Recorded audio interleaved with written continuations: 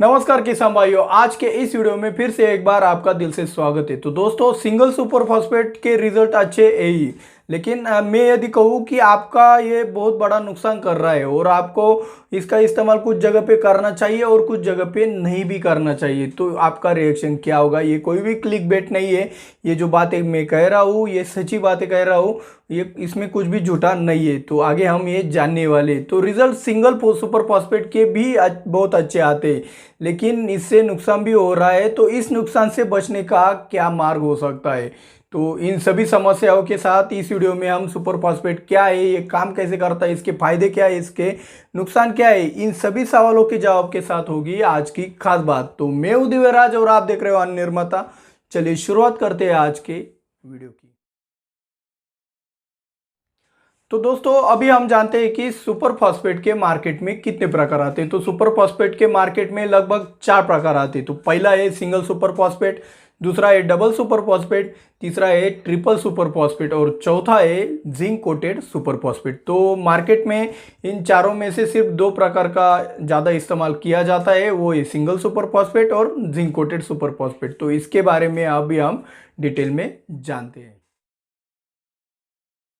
तो दोस्तों, single super phosphate में 14.5% तक फॉस्फोरस आता है, 11% तक आपका सल्फर आता है और 21% आपका कैल्शियम आता है सिंगल सुपर फॉस्फेट में।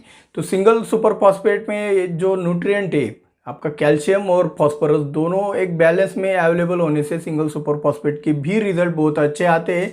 इसके बारे में और डिटेल में हम आगे जानने वाले। पहले जान लेते हैं कि जिंक कोटेड सुपर फॉस्फेट में क्या आता है। तो जिंक कोटेड सुपर फॉस्फेट में 16% आपका फॉस्फोरस आता है, आधा प्रतिशत आपका जिंक आता है और 11% आपका सल्फर आता है। तो ये हो गए इसके जिंक कोटेड सुपर फॉस्फेट भी अच्छा काम करता है।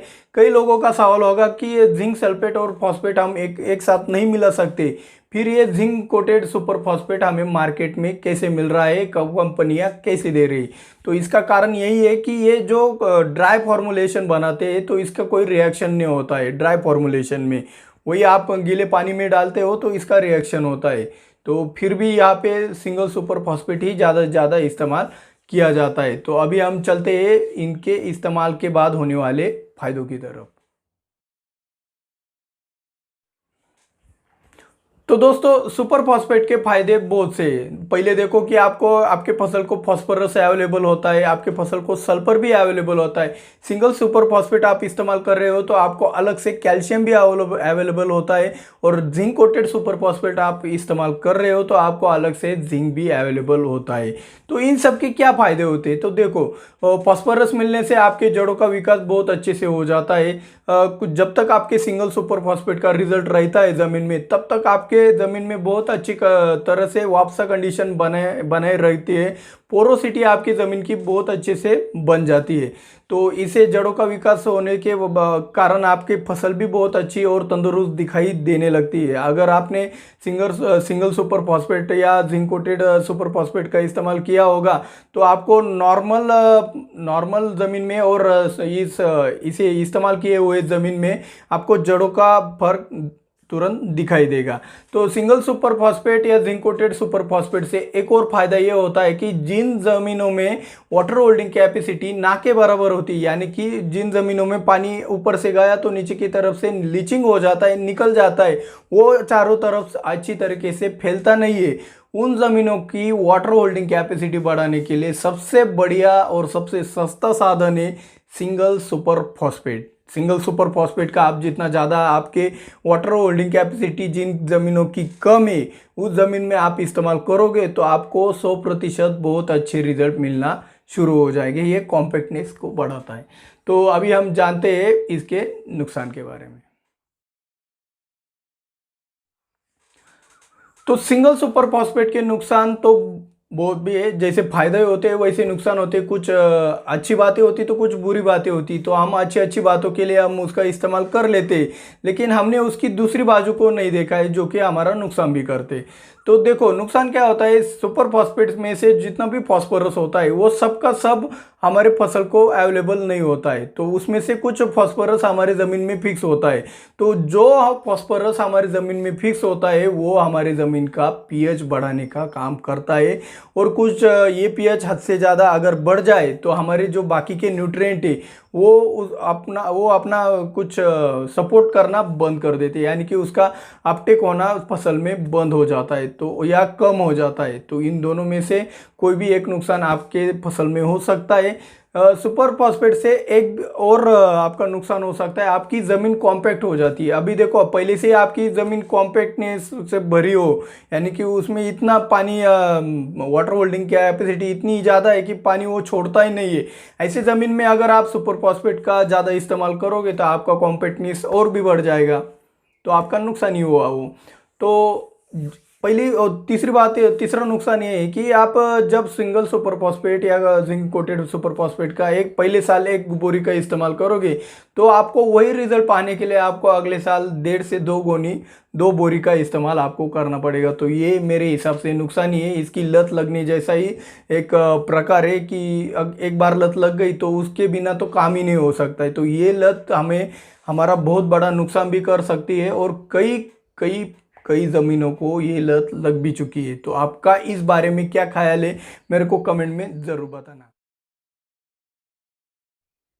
तो फसलों के बारे में बताएं तो ये लगभग सभी फसलों में इस्तेमाल किया जाता है।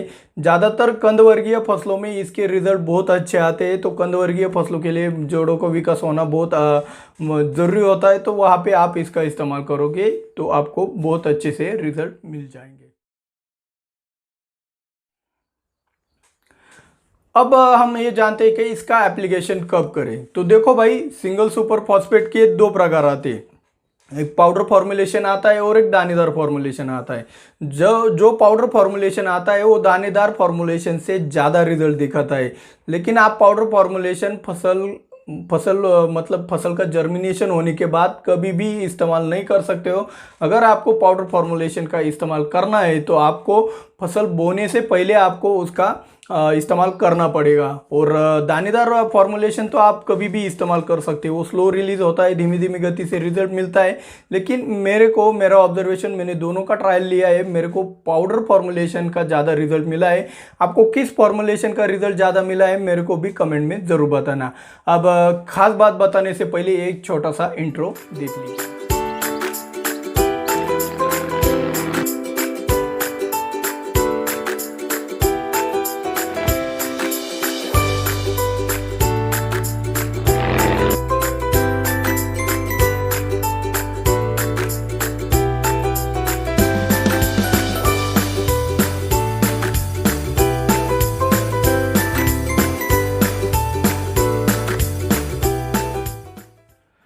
तो दोस्तों, आज की खास बात में हम ये बताने वाले हैं कि ये सुपर फॉस्फेट का आपको इस्तेमाल कहाँ पे करना है या कहाँ पे नहीं करना है। तो उससे पहली बात ये है कि आप ये देख लो, मैंने अभी आपको बताया कि इसकी लत लग गई है हमारी ज़मीन को। लत लगना यानी कि व्यसन हो गया हमारी ज़मीन का।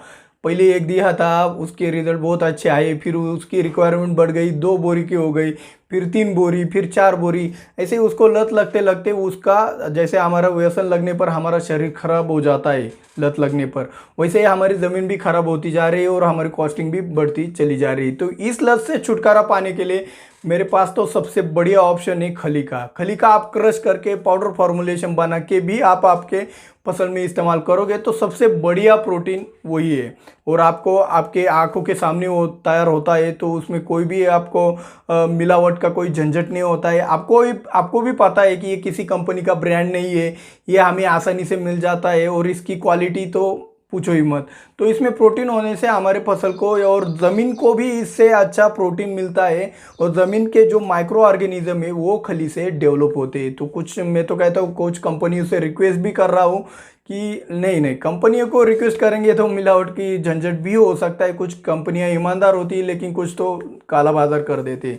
तो उससे अच्छा हम ही इसका क्रश करके पाउडर फॉर्मुलेशन में अपनी फसल में अपनी ज़मीन में इस्तेमाल करना सीख गए तो किसी के पैर पड़ने की हमें ज़रूरत नहीं पड़ेगी। अब हम ये जानते हैं कि सुपर फॉस्फेट हमें कहाँ पे इस्तेमाल करना चाहिए और कहाँ पे इस्तेमाल नहीं करना चाहिए। तो दोस्तों सीधी बात ये है कि 8 के ऊपर जिन ज़मीनों का पीएच है तो आप उन ज़मीनों में देख सकते हो कि उन ज़मीनों का कॉम्पैक्टनेस ज़्यादा होता है, यानी कि उनकी वाटर होल्डिंग कैपेसिटी ज़्यादा होती है। और 8 के अंदर जिन ज़मीनों का पीएच होता है उनकी वाटर होल्डिंग कैपेसिटी कम होती। तो आपको जिन ज़मीनों की वाटर होल्डिंग कैपेसिटी है तो उनको एक विशिष्ट लेवल पर आपको वो बढ़ानी होती है। आपकी मन भी कहता है कि भाई मेरी थोड़ी ज़मीन की वाटर होल्डिंग कैपेसिटी बढ़ जाए तो अच्छा होगा। तो एक जिन ज़मीनों की वाटर होल्डिंग कैपेसिटी कम है उन ज़मीनों में आप सुपर फॉस्फेट का इस्तेमाल करके आप अपने ज़मीन की वाटर होल्डिंग कैपेसिटी बढ़ा भी दिए तो कोई दिक्कत की बात नहीं है। लेकिन 8 के ऊपर जिन जिन किसानों का पीएच है वो सुपर फॉस्फेट का इस्तेमाल नहीं करे तो अच्छा है। फिर आप कहोगे कि ठीक है, पोरोसिटी बढ़ाने के लिए या हमारे जड़ों का विकास करने के लिए हम किस चीज़ का इस्तेमाल करें। तो ऑर्गेनिक फॉर्म में मैंने जैसे पहले खली बताया तो वैसे ही एक दूसरा ऑप्शन मैं दे रहा हूँ जिप्सम का। तो जिप्सम भी ऑर्गेनिक फर्टिलाइजर है, आप उसका भी इस्तेमाल अपने जड़ों का विकास करने के लिए कर सकते हो। जिप्सम के बारे में आपको ज़्यादा जानकारी चाहिए तो इस वीडियो पे क्लिक करके आप वो जानकारी जान सकते हैं। मिलते हैं अगले वीडियो में। जय जवान जय किसान।